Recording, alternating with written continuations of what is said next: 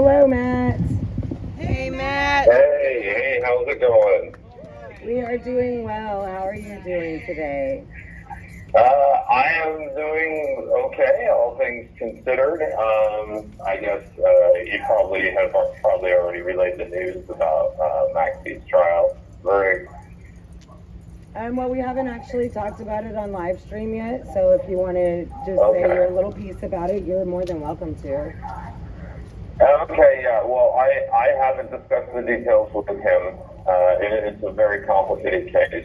I was very disheartened, but not at all surprised to see guilty on all counts. It was terrible.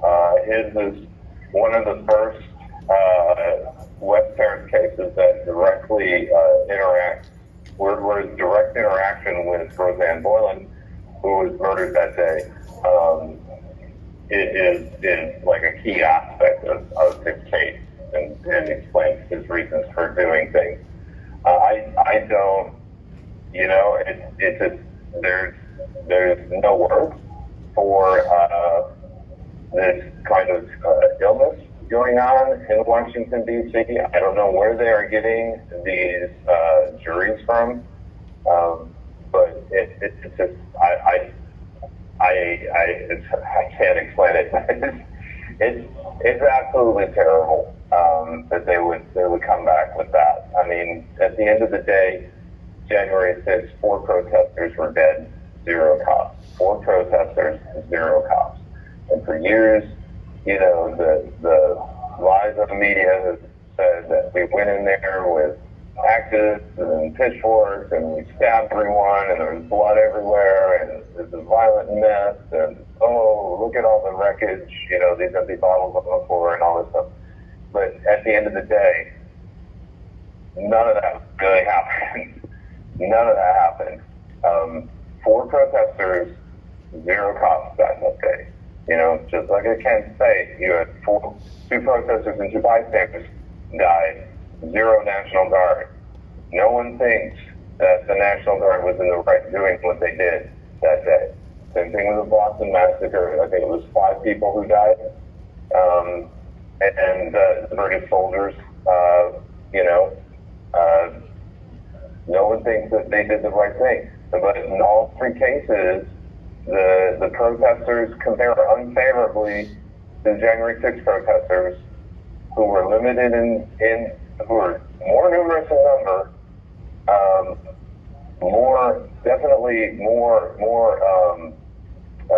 energetic, I would say, but ultimately far more restrained than the protesters in the Boston Massacre or Kent State. Those protests went on way too long, and a lot of damage was done.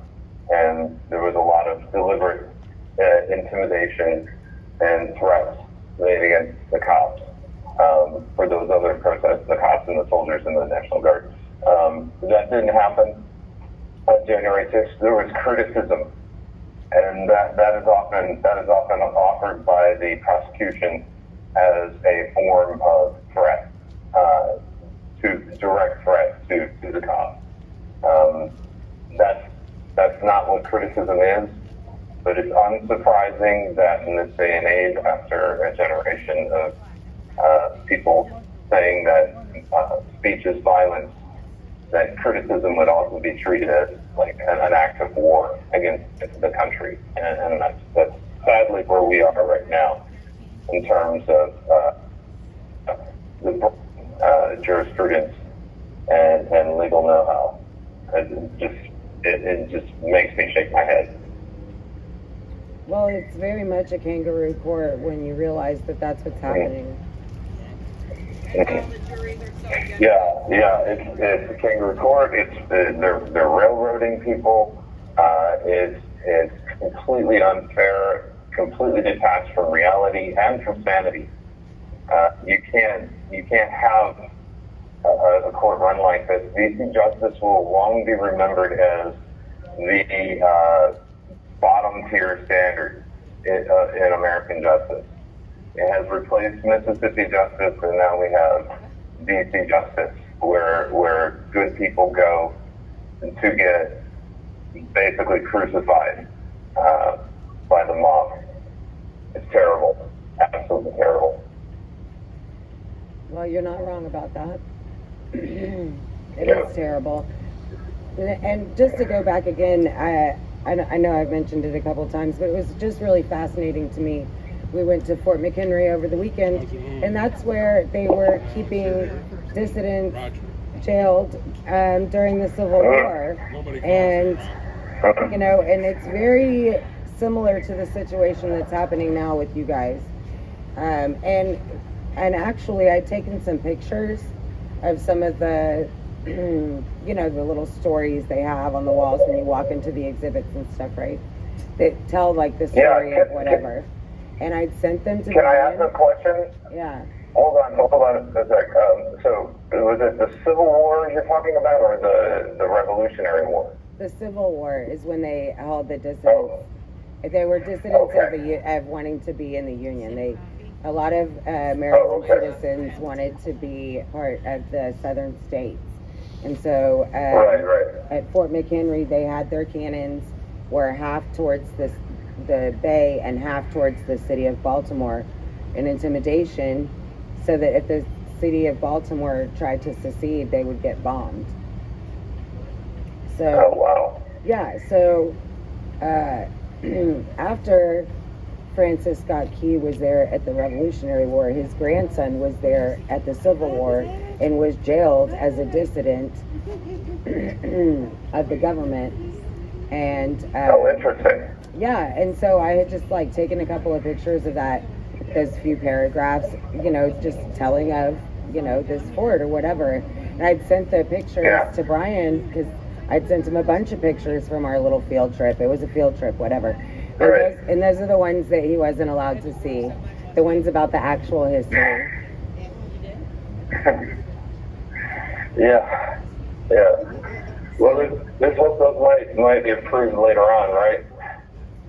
It took me a week to get my wife's lettuce. Yeah, it's ridiculous. Yeah. That's really shameful. And I think we have to not stop, but I mean, when we talk about this two-tier justice system, when we talk about how it's malevolently aligned against a certain political group, we have to recognize that that's a necessary component of what is a police state. When a country or a country's government starts treating its own citizens as if they're enemies of the state or enemy combatants, then you have a serious problem with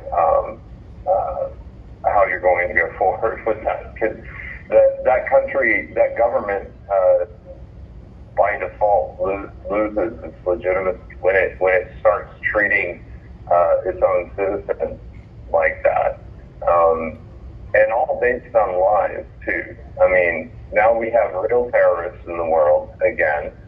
Thanks to Joe Biden leaving the border open, we're sure to see some more actual terrorist attacks on our soil. And it's going to be horrific, and it's going to be sad, and it's going to be 100% Joe Biden's fault and the fault of all the deranged, unaccountable psychopaths who populate D.C., specifically the Democrat Party, but also the rank and file in the RNC as well. But that's what a police state looks like. It seeks people out for destruction and singles them out, and then they arrest them, they jail them, they tell lies about them. The city media will tell lies about them in the newspapers and on television, and that's exactly what happens. That's exactly what happens. And people suck it up. I was watching yesterday, there was a local news broadcast where they were blaming the attack in Israel on mental health and climate change. And I thought, who in the world would be dumb enough to believe that? Then I called in and I heard the counter-protesters on Ashley Babbitt's birthday calling her a terrorist. And I thought, oh yeah, those people. Yeah. Those people would be dumb enough to believe that. They don't have, They don't ever experience cognitive dissonance because they don't think. They are told what to feel, and those feelings are directly uploaded into their head from the rectangle. The rectangle on the wall, or the rectangle in their hand.